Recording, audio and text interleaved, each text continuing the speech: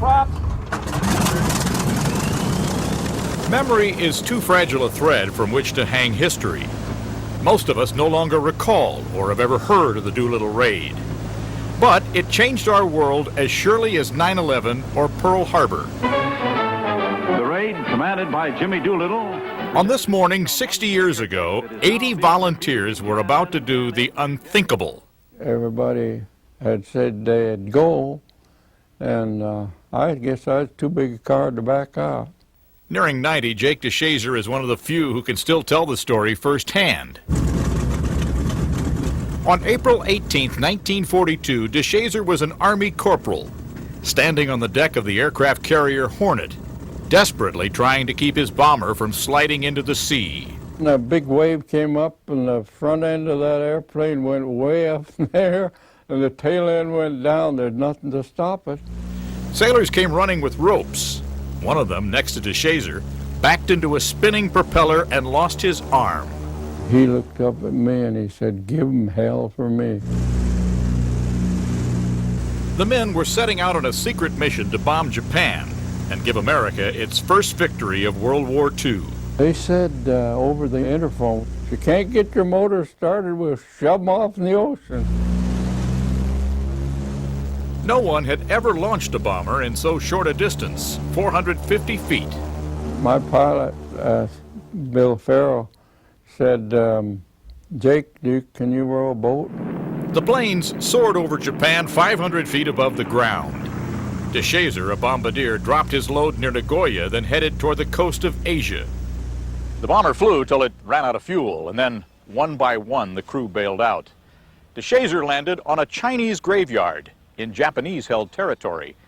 He and 7 other flyers were captured, called war criminals, and sentenced to die. 3 prisoners were killed, but DeShazer was spared. I don't know why I wasn't executed. Instead, DeShazer spent 37 months in solitary confinement, most of it sitting in a 5 by 9 foot cell with only a small window above him. In the gloom of that pit, he was given a Bible and read a line that changed his life. Love your enemy. Yeah, I was. Isn't that easier said than done when you're being held in a pit? I thought, boy, Jesus don't expect to love those real mean ones. But it didn't fit, because I'd memorized, love your enemy and pray for those that persecute you. He did more than pray. After the war, DeShazer astounded his former comrades by going back to Japan as a minister.